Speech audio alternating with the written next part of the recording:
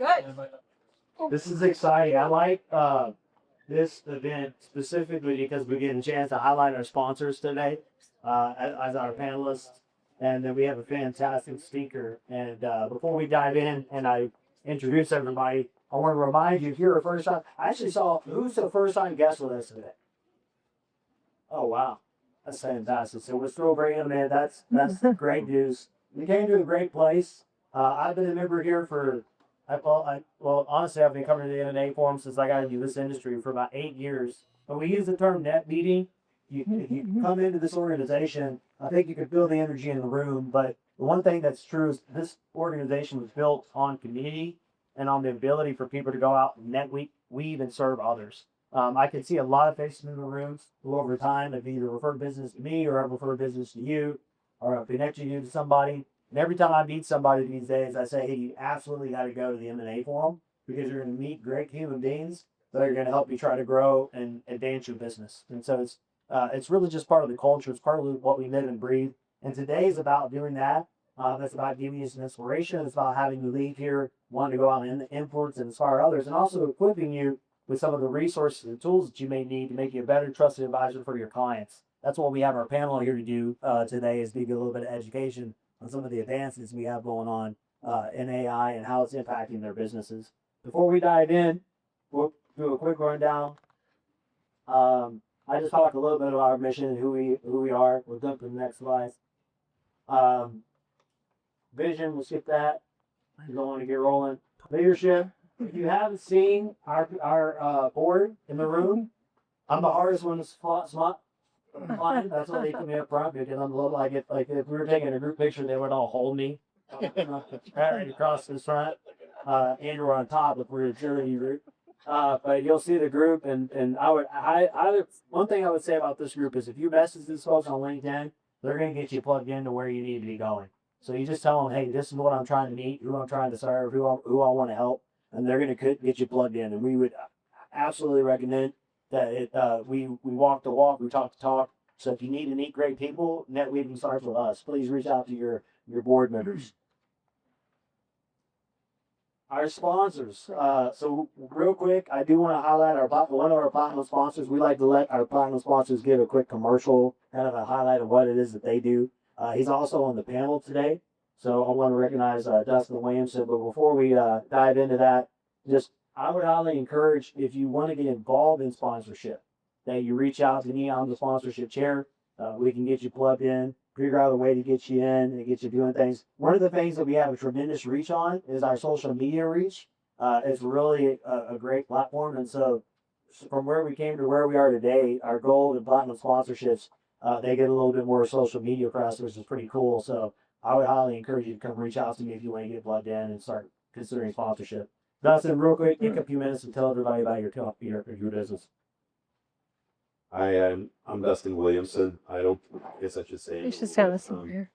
We became a sponsor, I guess, about 2.5 years ago, Yeah, and we.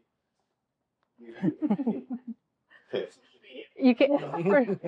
We became a sponsor about 2.5 years ago, and we've thoroughly enjoyed getting to know everybody in the room. But we noticed about 3 years ago the groundswell that you're seeing today. The turnouts, the camaraderie, the engagement is top notch here at M&A Forum, and so we've been an active sponsor. I certainly have a lot of friends in the room, and maybe some future friends as well. About VCFO is that we are a fractional services. CFOs, controllers, high-end HR people, but we started the fractional business back in 1995, back when nobody had ever heard of the term. And so our bread and butter is mostly on the CFO side. We operate where in the lower middle market, so 10 to about 150 million in revenue. There's not any industries that we don't touch, but we're at it, and there's not any systems that we don't touch or have it. And so we really pride ourselves in the higher level CFO in the thought, and that's where we can really engage with our clients. There are a lot of situations that that come up, whether that's turnarounds, high growth, M&A. There's early stage, but we tend to shy away from against the wall fundraising, early stage type deals where there's no investors involved, because we learned very quickly a long time ago that kids don't like to eat stock options. So we go by the hour. We don't do. There's very few like set fees, so we can throttle it up, throttle it down with our clients, and we can also work alongside companies that already have CFOs. And so one of the things that really works well in that situation is typically when we're like 50 million and below, they don't have a CFO. We have a CFO that can come in, plug in, and they're working for 8 hours a week instead of 40. In the situation where they already have a CFO, usually 50 million or above, is where they have special projects, strategic initiatives, whether it's an ERP system, it's a acquisition or divestiture, something strategic in nature, where we've had bandwidth to the finance. And so, and during that, we would do very long fractional HR and also controllers and assistant controllers, but where we really focus is on that CFO suite. So, with that, targets. Thank you. 5 minutes. So, thank you. Thanks. Thanks, Rob. Interesting. And next slide. There we go. Cool. So membership. Some of you folks are here for the first time. So I would just say this. Jason Jimenez in the back. Can you go membership chair? Jason, say hi. And if you're wondering, I'm good Jason, that's evil Jason. Just we're trying to differentiate the two of us. So Getting harder and harder. so if you have to ask, you can't remember our last names, just say That was good Jason, evil Jason. And then last thing as we get ready to roll, if you are not a member, reach out to him on LinkedIn, get plugged in, find out what it takes to become a member. First of all, there's a discount. I mean, at the end of the day, it's more cost effective to do it that way. You can get plugged in, and then you can start plugging into the community. And really start to we do all kinds of other things besides this. We do networking in the after hours, and we have a couple of different joint ventures with other people. We're really kind of plugged in across the community here in the Houston market, just continuing to push relationships and build it out. So with that being said, I want to jump into our panel today. It's led by Mackenzie. She's also on our board, and she'll introduce our panelists, and then we'll take a quick break and break up our speaker. Thanks. Awesome. Thank you, Jason. All right. So for those of you that don't know me, my name is Mackenzie Childs. I am typically behind the podium for a good reason. But today, I decided to step out from behind the podium. Huh? You're great. That's about me. Anyway, so I am an organizational psychologist. What that means is I spend my days thinking about how people behave at work and the organization function, right? And when something disrupts both of those, I'm incredibly interested. So I was asked to lead this panel today, so I have all my notes in 16-point font. I'll try to get through everything as painless as possible for you guys, but I've got some specialists up here that will make me look good. So without further ado, let's go ahead and dive in. Yeah? Yep. All right, so I'm going to have my panelists introduce themselves. So first, I'm going to have Todd. Will you introduce yourself? Will you talk about your firm, kind of clients that you serve, the challenges that you're seeing? Sure, thank you. My name's Todd Selby. I'm one of the tax partners at Melton & Melton. Melton & Melton is a locally owned CPA firm. We're one of the largest in the area. We have about 160 or so employees with an audit department as well as a CAS, Client Advisory Services group. And we work in various amounts of industries and primarily in construction, some oil and gas services, real estate, and quite a bit in the M&A advisory on the both on the buy or the seller side. Awesome. Thank you, Todd. So next, I'd love to hear from our cybersecurity expert. Tell us who you are, how you founded your firm, and the challenges that you're seeing in this landscape. Yeah, absolutely. So my name is Jason Roy, founder and CEO of Triad InfoSec. We are a cybersecurity company focused mainly on risk management, risk quantification, and compliance. So we work in very highly regulated industries, typically financial services, healthcare, defense contracting, and tech companies. So through that, working in regulated industries, when it comes to AI, we're seeing a lot of activity in the space, a lot of concern, rightfully so. We have government agencies watching over us. So how can we take advantage of AI but stay inside of the compliance guardrails and protect this sensitive data? So it's pretty much a daily challenge for us now, building governance programs, acceptable use, training programs, just making sure that people are staying in those guardrails and using it responsibly. And we'll talk more about that, I'm sure. Thank you, Jason. So I'm sure that everybody in the room has heard of a PEO, but HR seems to be the only department that rebrands itself.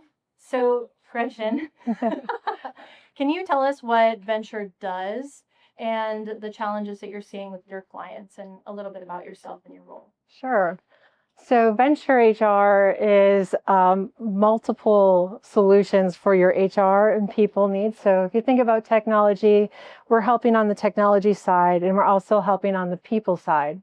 Not only that, we're not just here in the US, we are global. So I brought my partner out here, Michael Ramirez, for our Venture Global side. But what I would say, some of the things that I've seen from a client standpoint, with AI, they're struggling with the fact that AI isn't really a technology problem as much as it is a people problem. So how are you training your employees and educating them to make sure that they're utilizing the tool appropriately? So part of that is policy. The other part is compliance, HR compliance. It has become more and more of an issue, not only here not only in the overseas and internationally, but also here in the US, it's starting to become a little bit more under scrutiny, and need for education is here. Yes. Thank you, Gretchen. All right, Dustin, please tell us a little bit more about yourself. So we've been on a kind of a AI track for the last, especially for the last year, and so I'll share a little bit along the way about some of the struggles that we've been experiencing in our own business and where we're at now, but also how we failed in the last quarter of last year.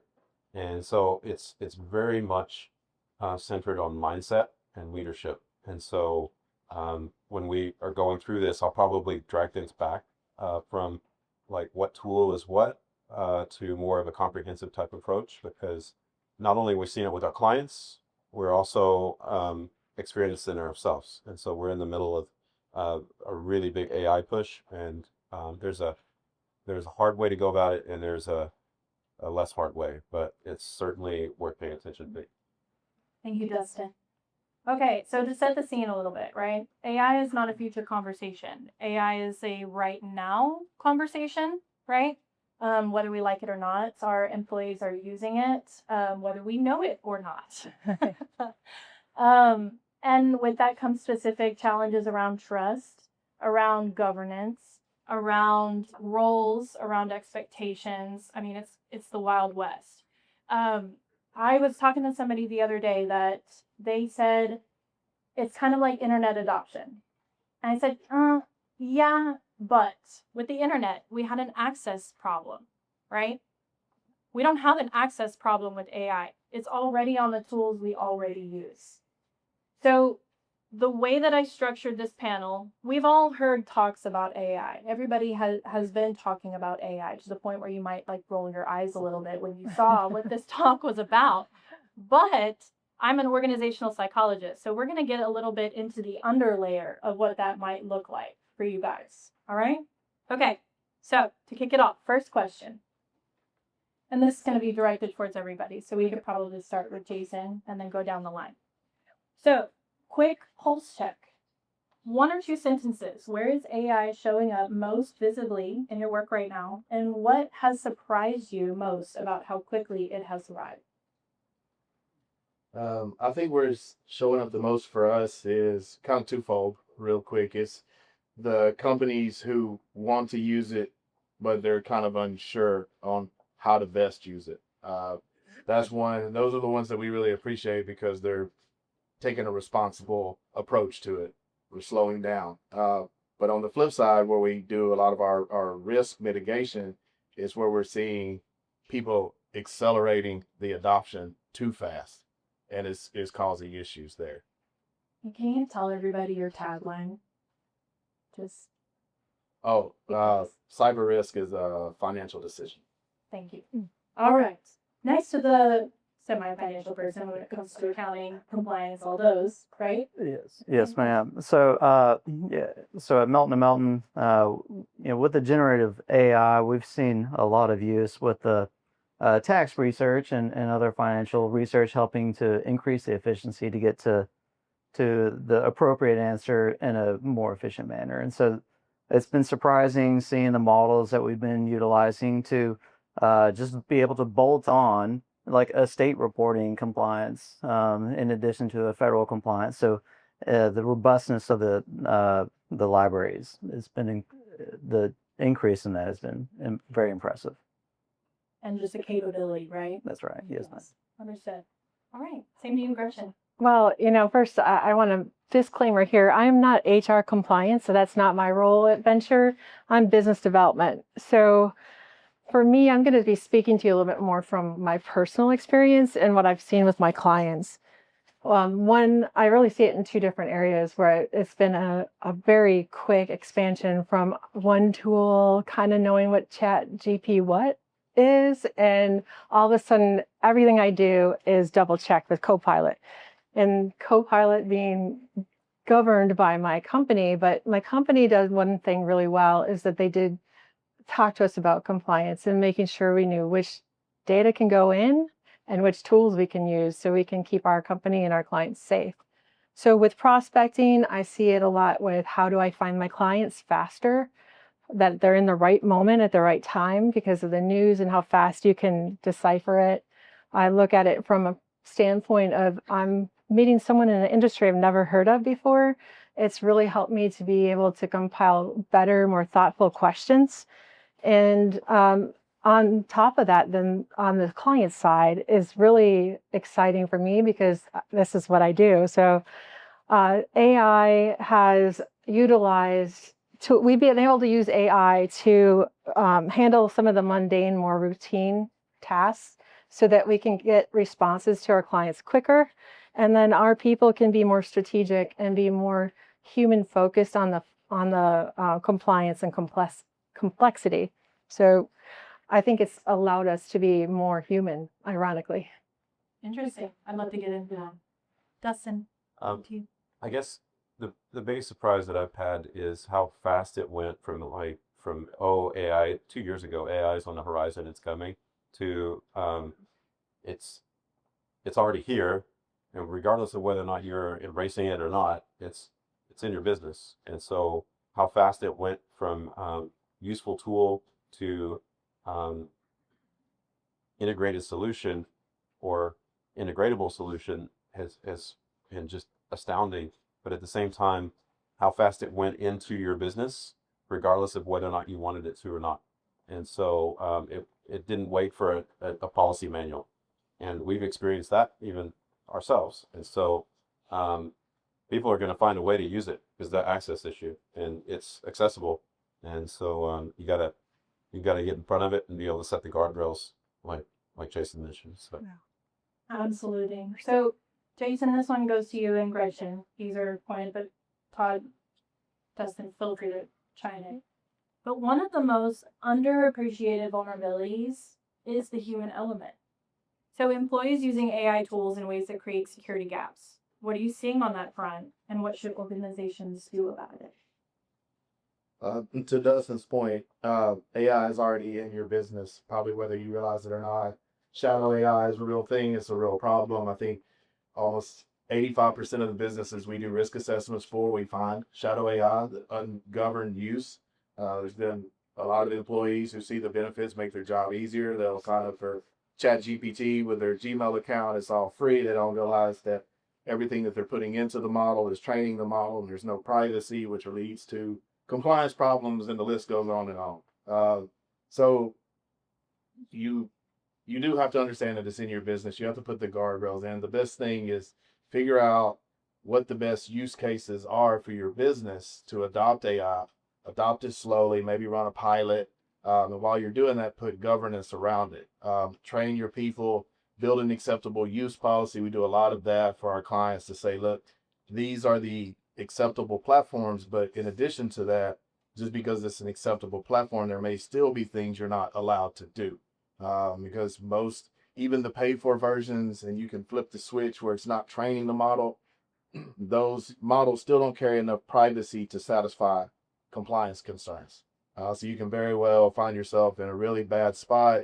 You can easily lose, I've seen people lose client attorney privilege by putting certain things, thinking ChatGPT or Claude is an attorney. I've seen people put healthcare data in to do HIPAA violations. I've seen all this. So it's a big training problem. Just make people feel safe that they can use it and use it responsibly.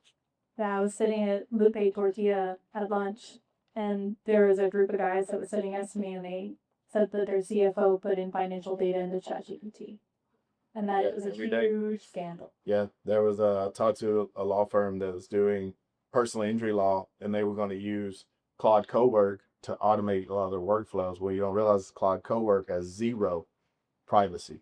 So if you start putting that type of information, you have legal and healthcare. I was like, you need to slam the brakes on really quick, and let's take a step back and do this the right way. So yes, every day is happening. Gretchen. Yeah. So you both, Dustin and Jason, really hit the nail on the head with that from that side. But you're not going to have employees who aren't using AI. And also at the same time, I shouldn't say that. There's some people that refuse to adopt it, which, as you can probably tell, it's a lot like what I went through when I was younger. I'll age myself now, but PCs, when they came out, it wasn't a household thing.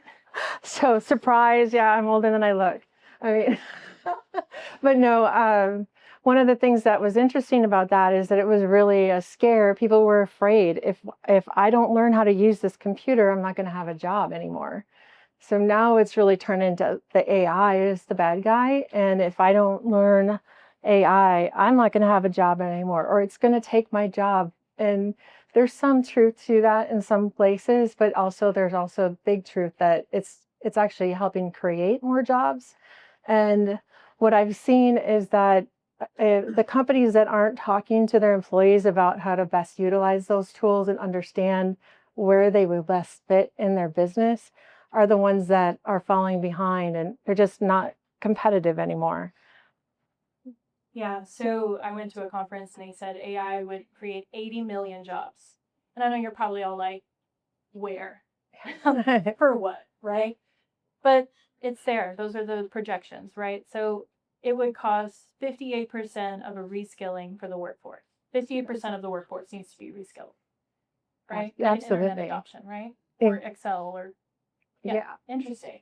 Awesome. Yeah. Oh, thank you. I was going to say, yeah, because the thing that I think will help businesses the most is providing that training and education so that they can feel comfortable with the tool.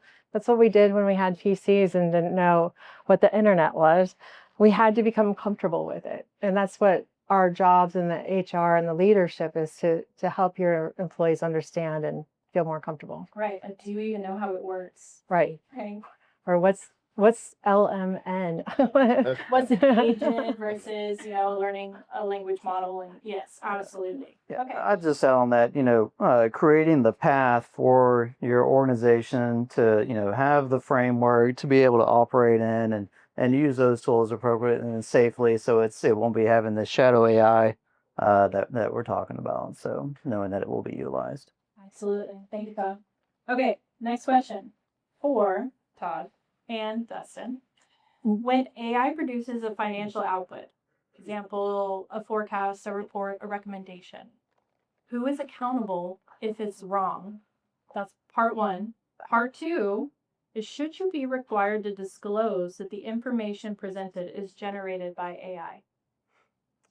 So at the firm, we're looking at AI as, a tool that we're utilizing like all others for us to be able to increase the efficiencies of what we're doing for research, or, if it's producing, helping to narrow down the research to increase the efficiencies. So to the extent that is being utilized in financial output, it's responsibility of the user of that AI tool to be verifying that financial output is correct. And so that's how we're viewing that. So now on the question of disclosure, so one of the large national professional liability insurance providers, specifically was talking about this question of, disclosing to your clients and for the use of AI, and they're referencing an ABA opinion from 2024, and opinion 512, and it was saying if consent is required, that the consent must be informed consent, not just merely like a boilerplate language in your engagement letter.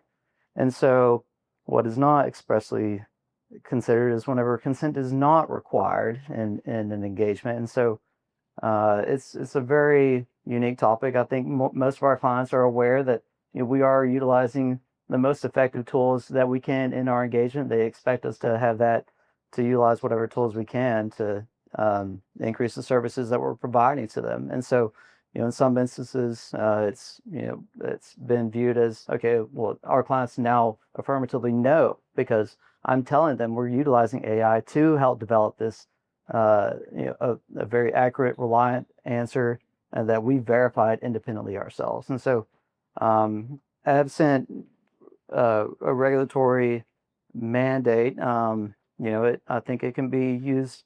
Disclosing to your clients the use of AI could be strategic to let them know that you're utilizing all tools possible. Interesting. I don't know that perspective.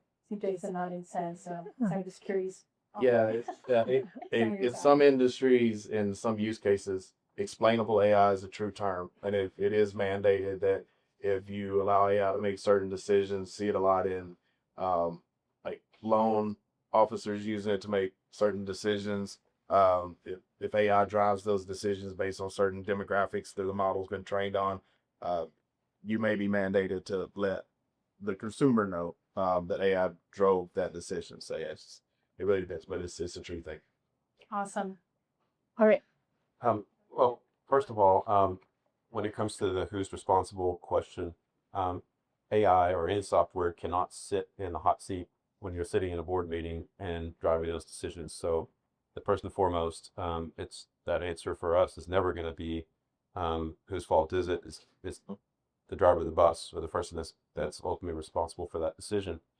The other thing that is critically important is in that leadership question, or when you're working through what we're going to do with AI, that question that needs to be asked like early on is, how can it be used badly? And so these people that we're talking about, the job turnover and the ones that embrace it too fast and confuse speed for accuracy are going to get their tail handed to them. And then the ones that adopt it too slow, that are running behind the curve, are probably going to be at risk. And so there's that delicate balance of how do you embrace it responsibly, and without a doubt, like if you're in that mode of just putting in the LLM and outputting something, then yeah, I would say that you would need to be disclosing that. But for like, let's say a CFO's perspective, or for even anybody in the financial suite, or anybody in legal as well, like if you don't understand the subject, like a lot of times you can prompt AI to do something, and then I know without a doubt that like it will give you something that will look really good. And then you can start diving into, like, let's say an Excel model, something like that. Like, hey, why not this? What about this? Like being able to ask really good prompt questions because you'll find that that first pass is not like you relied on that and you just No. relied on that, whatever they spit out, you're going to be in trouble down the line. And so really try to dive into asking those questions and prompting it to get a good output is your responsibility. And so I'd say we're not at the stage of saying we're using AI to drive your decisions. It's where AI is an augmentation to decisions and we can make them faster. AI increases the output, but it doesn't increase judgment. That's still human. I think that's ultimately what it comes down to. Is the human intervention, the human oversight is so important. And one thing to add is that in that same vein, on the consulting side, if we're able to produce, let's say, a model that it might have taken 30, 40 hours before, and we do it in less than 10, well, either we got to find a lot more clients to fill that time, or we've got the limit on how billings are done. It's not like we're actively it's in the front of our mind about how can we be more efficient, but at the same time, what if we're so efficient that can we handle this volume? Can we go get this volume and new clients and things of that nature? So those are all like on the consulting side of the business, what people are thinking about. Absolutely. I'm doing that myself. That makes me think of that IKEA story you told me. Oh, yes. Yeah. So, for reference, IKEA did a study on how they were going to integrate AI, right? They, like everyone else, inside sales, for their inside sales team, they were getting information to their reps to get it out to their customers faster. Then they started augmenting their calls. So IKEA has a department, and everybody, you've been to IKEA, right? Yeah. You bought IKEA furniture and know someone that has, right? My house full of it. So you put it together yourself, and they have this hotline that you call, and they help you put it together. So they wanted to utilize AI for that, right? The savings would be 600 million. Let that sink in for a second. 600 million. That's important later. So instead of firing everybody, they kept them on the team. They studied the AI. They studied how much people were asking and at what frequency. And they realized that they were asking interior decorating questions more than they were structural. So now you've got a whole team of people that have already fielded all of these interior design questions. So they didn't fire them. They created an interior design arm in the UK, and in its first year, it did 1.2 billion. So that's an example, right? 600 million would have been cool, right? But see how they might have missed out. So anyway, yes. Okay, so your comment, though, in the beginning about what does AI do badly, right? Perfectly sets up this next question. So before a business adopts a new AI tool, what are the non-negotiable questions they must ask, whether it is security, financial, or HR? So this is open to all. What should they do first? There's a lot of questions to ask.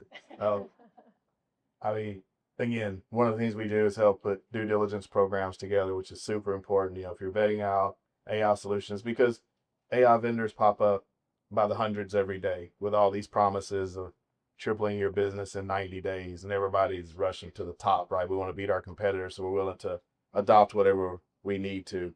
Slow down, right? So there's a lot of good questions to ask. I mean, number one is, how is the model trained? Super important. There's a lot of ethical, legal concerns there. Where is the model stored? Where does my data go? Where is it stored? Who touches it? Can it be turned off? Is there a kill switch?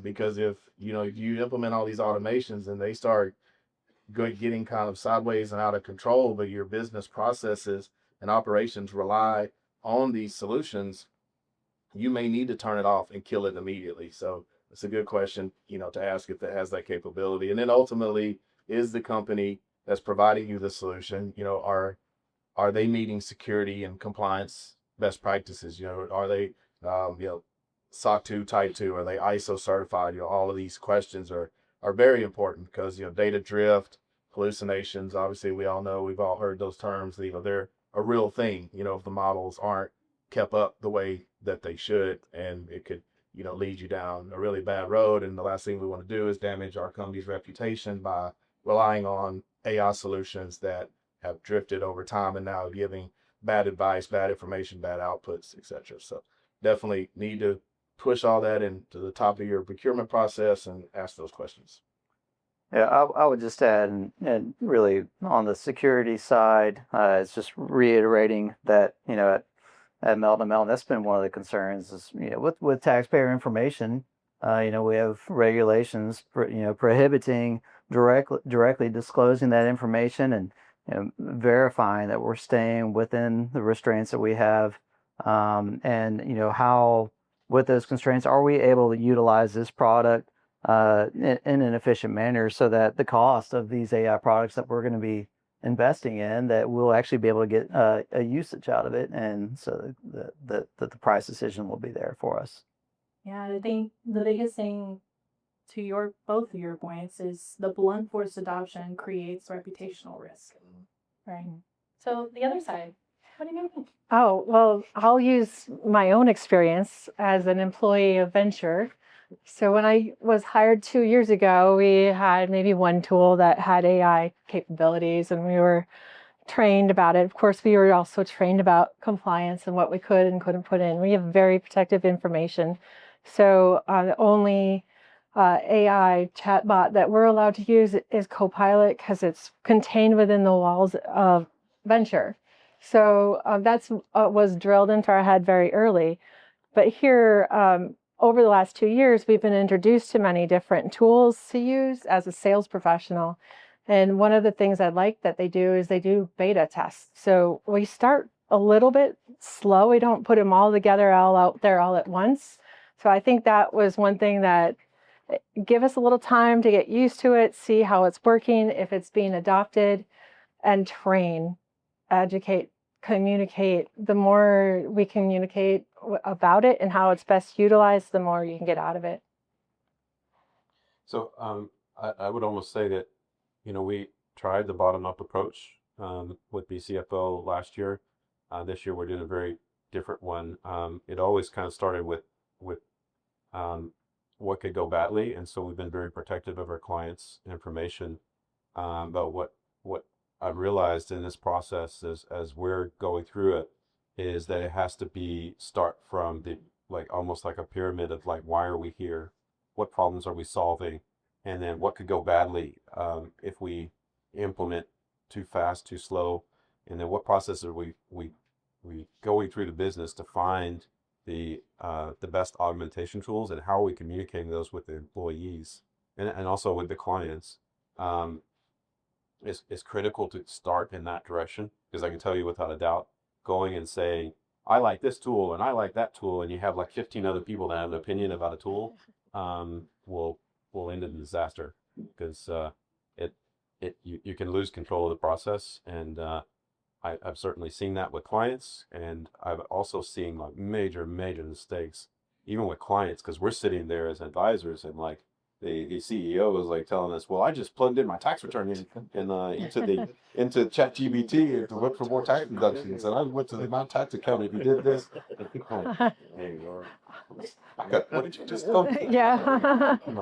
And so and then they're kind of like, they like, even like some of the more technologically advanced, they're like, they don't even realize it when they did it, and then we're kind of like, hey, this is a bigger issue. Let's set your tax return aside and let's focus on what you're doing in your business, because you just uploaded your 1040 into the ChatGPT looking for it. So that tells me you got a bigger problem going on. So Yeah. so anyway, Yeah, I think I see that too in my side too, with my clients that are like, oh, I can just throw this into ChatGPT and I'll have a job description put out here, but it's a little bit more that goes into it. And they don't know how to judge it because they don't have the experience. So it's kind of probably leads you to the next level. But It does. Yeah. So perfect segue again. Thank you for making me look good. So here is the real tension between AI to increase efficiency and the anxiety employees feel about about what the efficiency means for their jobs. So basically, people think that it's going to replace them, right? And they're having anxiety about that. How do we reskill? What does this mean for me? Are you making me use this so that you can replace me? So that you can just learn more about it, right? So the question is, how should employers communicate about this, and how many are actually doing it well? Oh, You're welcome. mic drop. So I would say that, I mean, I don't have any studies or statistics, and if you ask me for a statistic, I probably got it wrong. So I'm going to tell you from a general standpoint, I see a lot more companies not doing it well than I do see companies that do it well. And that's why people like Jason exist, so that they can give them some guidance and they have that experience. The biggest thing is probably just keep it human. You know, let's keep this human. It is a human technology, just like a PC or Google or whatever you grew up on, your first cell phone. I don't know. It's really just, how do you use it? How do you maintain the skill sets that you need? And I think that's probably one of the things that is fearful for employees, is that if you don't talk about what this means, they think their job's going to go away. So you need to let them understand that you're looking for ways to enhance their capabilities. And maybe, you know, the expectation, now that I can do this faster and quicker, do I have to do more? And does that mean I'm still working 90 hours a week instead of the 50 that I should be? 40, sorry. It's just my habit. Do you work 50 hours? Probably, yeah. Even with AI. Yes, I can say I was talking to a CEO, right? And he was super proud of all the AI implementation that they had done. They really had done it well, but they were larger and they had an AI implementation team, right? That's not always available to our small, mid-size, you know, people that we serve. But even when I asked him, have you thought about the performance expectations that might change? He said, no, we probably should. Yeah, Right. definitely. Any other answers to this question? Well, from my side, I think that question is a leadership and adoption problem. I think if you're going to bring AI into the environment, yes, the workforce is going to be nervous because everybody's been told they're going to be replaced. And without adoption, whether that is or it's not the case, who knows? I think if, to Gretchen's point of view, if you take the stance that AI is not going to replace you, it's going to enable you to do your job better, faster, and then it kind of becomes a culture problem, you know, and getting better culture in the business. And Nadir can probably speak to this a little bit based on what he does, is just making people feel comfortable that, hey, we're here to support you. AI is here to support you. You're not going to be replaced. You know, you still are of value here.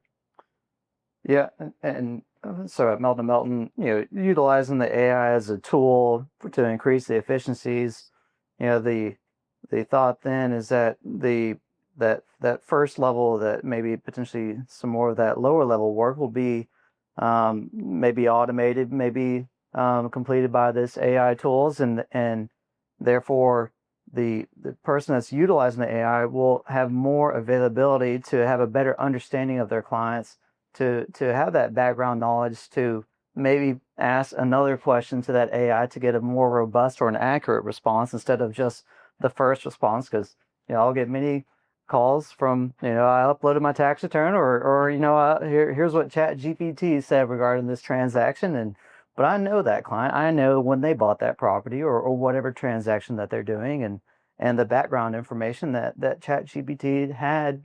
And maybe it was not a hallucination, but it just was bad facts that went into that the prompt. So. And Venice? Well, I think that the messaging, because we CFO, we only hire experienced people, whatever role it is, whether they're assistant controller, or CFO or HR person. And so we're kind of seeing it from a little bit different perspective, because if we're only hiring experienced, and so these younger generations, if they start relying on AI too much and they don't necessarily understand, you know, the output, it can't push back and say, no, that's not right. You know, like, you forgot this, or did you consider this, or like things of that nature, where you just start prompting it and interacting with these models. like there's going to be a gap, especially on the younger end, if they're not cognizant of what's happening. But only like since we only hire experience, we might have people that are 30, 40 years of experience, and they might be on the tail end of their career, and that's very attractive to some of the VCFO people, but they're a little bit more hesitant to embrace the models. And so there's a delicate balance. But one thing that we are for sure doing is, instead of saying it's a tool, it's more of an augmentation, and it's there to help you, but not replace your job. It's there to make things more efficient. And so there is a lot of messaging going on that we're talking with them about. But then also we're throttling some of the access to some of the to the models right now, as we're putting together comprehensive solutions. So what it seems like to me, if I'm going to thread all of these things together, is that we're in the business of training now, whether we like it or not. Whether or not we're training our employees, we're training AI, we're training the employees to use AI, right? We're in the business of training. And I think that that's the biggest shift that maybe we can take away from what our sponsors are saying up here. So, with that shift, what skills employers value has changed? It has. Yeah, we know this, right? What are you noticing about how workforce needs and expectations are changing? And is the shift happening too fast, too slow, not fast enough? Yeah. Okay, I can take that question. So lots is happening in what people are looking for and how they're finding people on top of it. So there's a gentleman in the room, Alex. I don't know where you are right now, but oh, there he is, Alex with Interview Flex. So he helps the HR folks take in all of these random things that are being submitted by AI, all those random resumes, and sorting through it to make sure that they truly match what they're looking for and finding the right people to interview first, right? So when you think about what skill sets are out there that you're looking for, I feel like it's become much more about curiosity, judgment. How do you have good judgment? Do you know how to have objective thinking? And how are you structuring your day? Can you prompt well? I mean, I'm still working on that too. Yeah. Well, judgment is critical. Like it's like, I mean, even now, whenever I see I still like, even though I oversee Houston, I still see a lot of work products going through for out to clients and things like that. And like, if I'm sitting there and I'm like, it's not a well thought out, I mean, like the standard of quality, like that, even with a quick answer, is much higher now, because we're kind of like, okay, I know that can be much better thought out, a much better answer, or this could be a much better solution. But being able to, the judgment is critical, but being able to ask good questions, that, like, whether it's the Socratic method or any other questioning method, I mean, if you can't ask good questions and you're trying to embrace AI, you're gonna have a problem at some point. So yeah, hello to that. That ties into the curious mindset that Graydon talked about, right? All right, my guys over here. I mean, I wrote down training on my little notes here, just piggybacking off the last question. But, thinking about, I mean, AI is still, it's still coming out. It's we're seeing some adoption, especially with other CPA firms, discussed with some of them, and, it's relatively new. And so I think that, training our employees, putting them on that right path, having the guardrails, and how to be utilizing it, and trying to avoid that shadow AI aspect. So, training the employees, and setting that firm culture. Yeah, I think from an employee standpoint, I kind of echo everything. I think it is a training thing. And, Dustin brought up a really great point about, the older generation need to be trained on AI, maybe, leading up to their retirement years. But then what's following behind this younger generation, to your point, I think they're going to probably rely too heavy on AI because, most kids are already using ChatGPT to help them with their schoolwork in middle school leading into high school. So I think it'll start building a trust issue where they don't know any better, and then they just think that whatever ChatGPT says is the truth, and could be very far from it. So how do you break that mentality? Because again, they don't know any better. So it's going to be very interesting with the up and coming generations. So psychology is my first love, right? I read in Psychology Today that more young people are actually not utilizing AI in the workforce, but they're utilizing it more in their personal life. So there's this friend thing, AI, that you can wear around your, Ryan's nodding, that it's their friend. Yeah. It's their friend. Yeah. So generations and AI can talk to me after. I've got a whole slew of things to talk to you about. Yeah, definitely not. Come jump on your side. Oh, for sure. Come on over. So the last thing before we break is, if you could give one piece of advice to a business owner in this room who has not yet made, or maybe has, but isn't seeing the ROI. We talked about this is the year of ROI for AI, right? We get that. With AI decisions, where should they start and what should they do in the next 90 days? Well, I guess I'll start with that one. I mean, I think it's funny, everybody said that's $1 million question. Now it's $1 trillion question. I mean, AI is pushing the valuations of these big AI providers. I mean, I think Anthropic's pushing $1 trillion valuation now. So the reason I bring that up is just to let everybody know that this AI is not going anywhere. There's over $700 billion being spent in 2026 alone to build data centers to power AI. And here in the U.S., Texas is leading that. I think there's currently 130 plus data centers under construction and just in the state of Texas. So with that being said, it's not going anywhere. So if you're still on the side of the fence to where you're hesitant to adopt AI, you think it's a fad, I don't want to use it, I'm scared of it, it's stupid, whatever your mindset is, I think you're going to be the one that ultimately gets left behind. And if you don't adopt it and your competitors do, the competitors will be the one that acquires you down the road because you became obsolete. So basically, don't be a duck, but don't have blunt force adoption. Right. Yeah. Somewhere We still do it responsibly, but the fact is, it's in your business, it's coming. So just realize that is the truth. Put the guardrails in place. Talk to. I would say first 90 days. Really, you broke that down into cycles. The first 30 days would just be to have a conversation. With an AI professional to understand where is it best suited for your business. How can you implement it properly? How can you run pilots?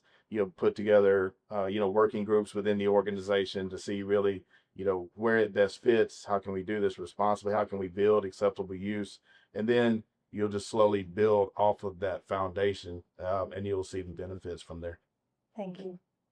Yeah, I have quite a bit to add about this piece in alone, is because we started out and we were thinking in terms of tools, and everybody had their idea about tools, and so I am not by far the best expert at the firm with AI. I was fairly knowledgeable, but I'm more of a what's the goal and how we're going to get there type person. And so one thing that I would highly recommend is, even if the expert in your firm is AI, you need to look at their ability to command and control a subject. Like, for example, if they really like the weeds, they're never going to get out of the weeds, and we're never going to get very far. And if you got this flood of all these different tools coming in, I mean, it's going to be an endless cycle of evaluating tools. But what we did was, for this year, we backed up and we hired that expert. Ryan Seifert is helping us immensely. And what my role is to make sure that the bus keeps going and that he's getting access to the people that he needs to be able to start evaluating these process and procedures. Because what we're finding is that, and this is critical to understand, is that AI will not in itself help you propel your business. If you have bad process and procedures, if you're running the business by the seat of your pants, it's just going to expose it faster. So, and that's one thing to really keep in mind. So I had an issue where I might need to talk faster, but where you have everybody and anybody into the trying to make their way into the decision process. So this is made up immensely easier, where I can be the buffer to allow them to do the interviews of work? Do you have a comprehensive solution with guardrails and a responsible solution? And I got to tell you, without a doubt, like telling the CEO that that is in process and we don't need to like disrupt the process because you can get hijacked from several different directions. Things are moving so fast, and it's critically important to understand the business dynamics before you even really dive into it. And so we failed the first time because I didn't, and neither did the business understand that. Understood. You're not alone. Yeah. Todd, Gretchen?